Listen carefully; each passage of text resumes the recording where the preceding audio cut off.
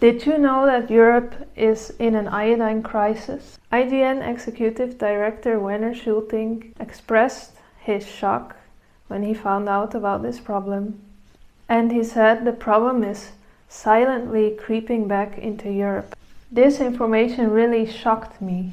I seriously thought iodine deficiency was more an issue in Africa and Asia. But it turns out Europe is struggling more than any other continent, and the problem is getting worse. I started going down this rabbit hole when I found a table from 2003 which showed that Europe had the highest iodine deficiency of around 60%, whereas the Americas only had a deficiency of around 10%.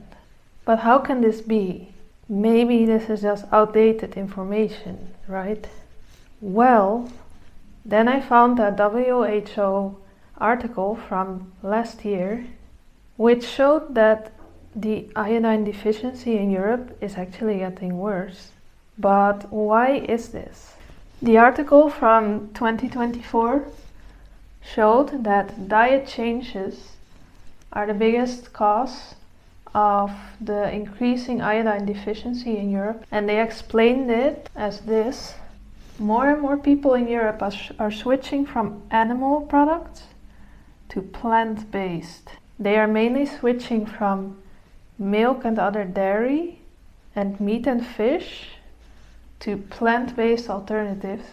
And the problem here is that those foods that people were consuming a lot in Europe were actually the foods with the most iodine in their diet. And the foods that they are using instead, the plant-based ones, are low in iodine and sometimes even block iodine. So that was mentioned as one of the main problems. And then there was a second cause they mentioned, which has to do with iodized salt. They found out that Europe has some of the lowest iodized salt amounts in foods of the whole world. The US, South America, those regions have much higher amounts of iodized salt in their foods. Market surveys done in Germany and Switzerland also showed that only 9% of products in Germany have iodized salt and 34% of products in Switzerland.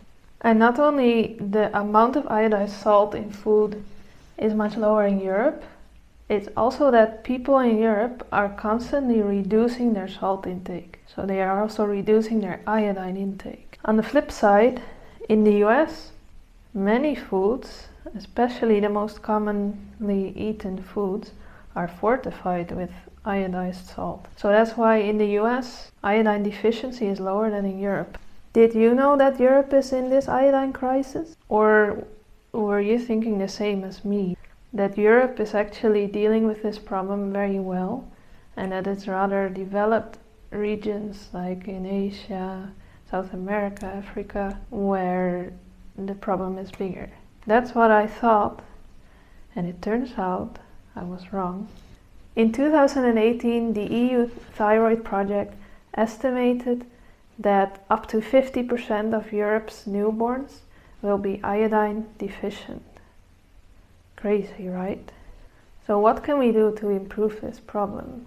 The suggestion from the institutions is to increase iodized salt in products, which can help with the most severe issues, but it will still not help us thrive. It will prevent the worst issues, but many issues remain, many more hidden issues. So, iodized salt would only be the bare minimum.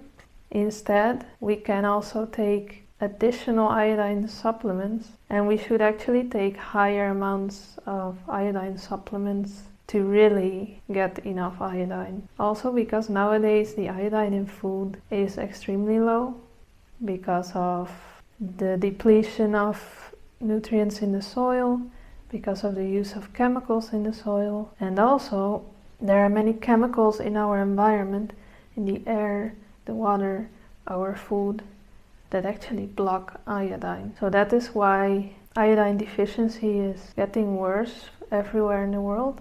Because on the one hand we are taking in less iodine. And on the other hand, a lot of the iodine is also blocked by other chemicals in our bodies. So the minimum required iodine recommendations are really outdated because we do not get as much iodine as people did in the past, and we are getting more iodine blocking chemicals than people did in the past. So I really think we should update our information there to keep getting or to start getting enough iodine again. And that's all, I think. Do you know if you are deficient in iodine, or are you already taking iodine? I would love to know your experiences with iodine. And if you have any questions, also feel free to ask them. Maybe I can help you with that. I am not a health professional. I am not an expert. But I do read many studies, a lot of news, and I also have my personal experience with iodine. By the way, before I forget, I have left links in the description box to the sources I mentioned in this video. So you can check them out for yourself if you want to know more, if you want to test for yourself if any of this is true. Because once again, I don't know everything. Please correct me if I'm wrong in any of this. But I just want to spread awareness about this because I do think it's a big problem. So I hope this was useful for you. And if so, please like and subscribe and share. And we'll see you on the next one.